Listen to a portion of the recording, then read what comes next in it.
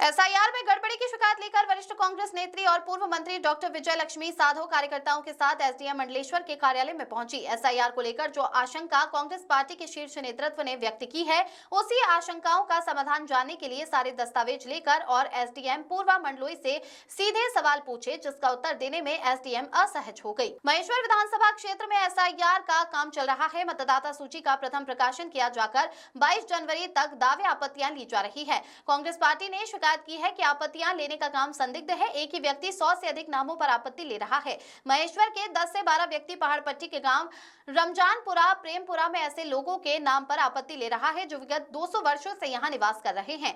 एक धर्म विशेष के लोगों को टारगेट किया जा रहा है। आपत्ति दर्ज कराने वाले द्वारा प्रारूप 7 में झूठी जानकारियां देकर आपत्ति दर्ज करा रहे हैं। महेश्वर के मतदाता बड़वा तहसील के गांव में जाकर आपत्ति ले रहे हैं। कुछ आपत्तिकर्ताओं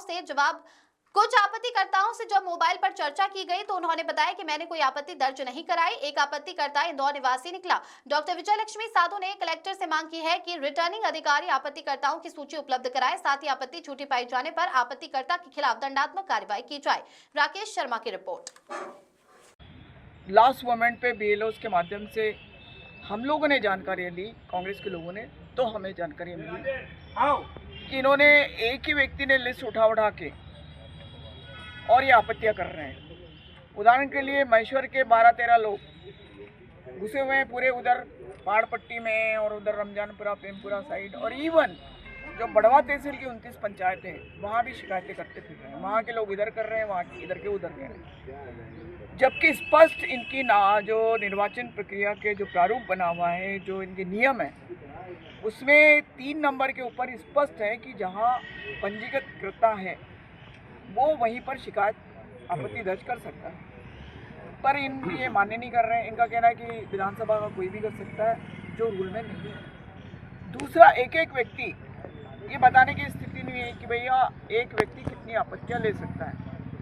एक व्यक्ति 150, 200 आपत्ति ले रहा है, और एक बूथ पे नहीं, एक व्यक्ति कई बूथों पे जाके वो खुद नहीं जा रहा, आपत्तियां ले रहा है। और कई लोगों से हमारे BLA-2 ने पूछा, जिससे जो आपत्ति करता उनको पता चला कि आपत्ति ले रहा है। उससे पूछा कि भाई तू कहाँ का रहने वाला है? कोई ने बताया मैं महेश्वर का हूँ। तो तू आपत्ति रमजानपुरा प्रेमपुरा बलसगांव में ले रहा है? तो मेरे को नहीं मालूम। तो बोले तुम यहाँ आ जाओ भाई, हमको नोटिस मिला है, तो अब आके यहाँ बताओ कि जिन पे आपत्ति तुमने ली है वो जिंदा है, मुर्दा है, बचे है कि नहीं है। उसका कहना है मेरे को पता ही नहीं कुछ। एक व्यक्ति बोला कि मैं तो इंदौर में रहता हूँ। अब इंदौर वाला यहाँ आपत्ति दर्ज कर रहा है।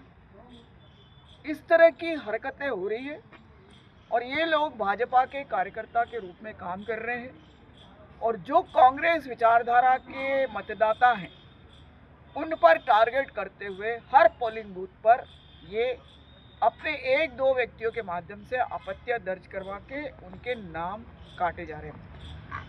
मैं ये कहना चाहती हूँ कि एसआईआर जब हुआ और एसआईआर में लोगों के नाम जुड़े, इनका प्रकाशन हुआ, तो एसआईआर में सारे जो आपके डॉक्यूमेंट थे कि भाई एसआईआर के अंतर्गत जिसका नाम जुड़ेगा उसको ये डॉक्यूमेंट की ज़रूरत है।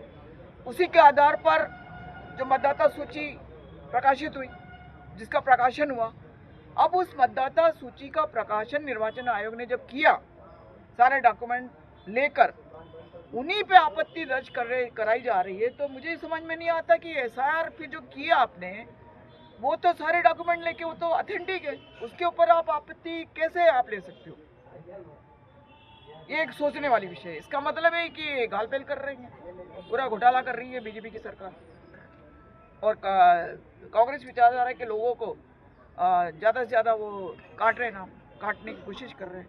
हमारा यही कहना है कि प्रारूप 7 में एक ये भी प्रावधान है कि जो आपत्तिकर्ता आपत्ति अगर दे रहा है, अगर वो असत्य पाई जाती है, तो वो धारा उसमें दी है 50 कौन सी, उसके अंतर्गत उसको कारावास और दंड की सजा है। हमारा आदरणीय कलेक्टर महोदया से ये निवेदन है, अभी हम SDM साहब से मिले थे, कि उस धारा के अंतर्गत जो असत्य कथन कर रहा, प्रारूप 7 के अंतर्गत जो अभी आपत्तियां दर्ज कर रहा, उस पर तुरंत कार्रवाई होकर उस पर FIR होनी चाहिए, और FIR होकर उसको कारावास होना चाहिए। ये हमारी मांग है।